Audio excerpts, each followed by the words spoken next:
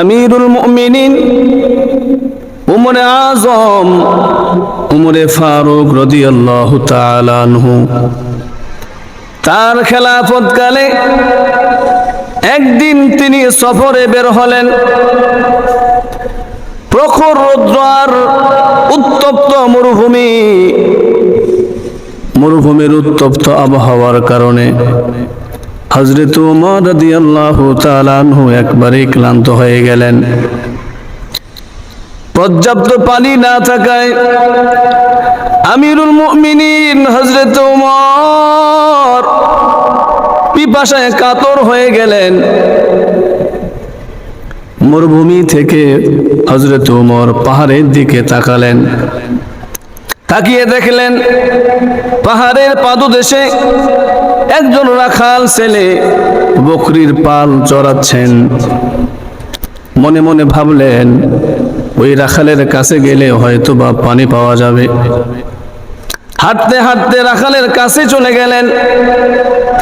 হযরত ওমর রাখালকে সালাম দিলেন, আসসালামু আলাইকুম ওয়া রাহমাতুল্লাহ।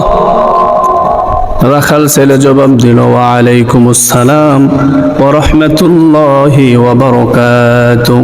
সালাম দেওয়ার পরে তার কাছে পানি চাইলেন।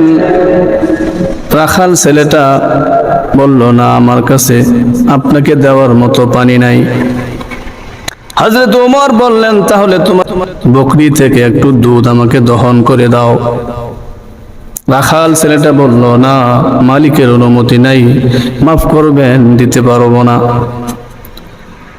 খলিফাতুল মুসলিমিন হযরত ওমর রাদিয়াল্লাহু তাআলা আনহু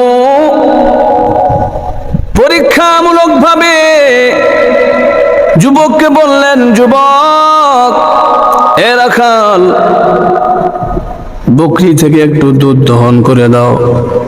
তোমার মালিক তো দেখবে না, তোমাকে কিছু পয়সা দিয়ে দেব। এবার রাখাল ছেলেটা খুব রাগ হয়ে গেল। রাগান্বিত ভাষায় জবাব দিল, মিয়া, বকরির মালিক হয়তো দেখবে না, কিন্তু বিশ্বজাহানের মালিক মহান রব্বুল আলামিন কি দেখবেন না?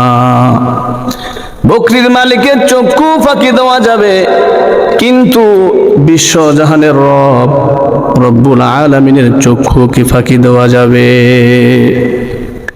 একথা শোনা মাত্রই হযরত ওমর চুপ হয়ে গেলেন। রাখালের হাত ধরে শুকরিয়া আদায় করলেন আর বললেন, রাখাল, তোমার মতো তাকওয়াবান ব্যক্তি আমার এই রাজ্যে যতদিন থাকবে ততদিন আমার এই রাজ্যে দুর্ভিক্ষ আসবে না, মহামারী আসবে না, বালা মুসিবত আসবে না ইনশাআল্লাহ। আমার ভাইরা, এটাই হলো তাকওয়া। তাকওয়াবান ব্যক্তি সব সময় চিন্তা করবে রব্বুল আলামিন আমাকে দেখছেন।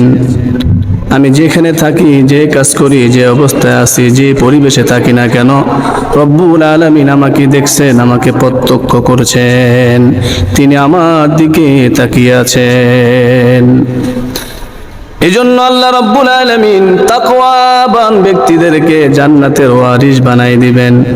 যাদের মধ্যে তাকওয়া থাকবে আল্লাহ পাক তাদেরকে জান্নাতের ওয়ারিস বানাবেন। আল্লাহ বলেন, তিলকাল জান্নাতুল্লাতী নুরিসু মিন ইবাদিনা মান কানা তাকিয়া। আল্লাহ রাব্বুল আলামিন বলেন, এটা হলো সেই জান্নাত, এই জান্নাতের ওয়ারিস আমি আল্লাহ তাদেরকে বানাবো যারা তাকওয়াবান, যাদের মধ্যে তাকওয়া থাকবে, আল্লাহর ভয় থাকবে, যারা তাকওয়া অবলম্বন করবে।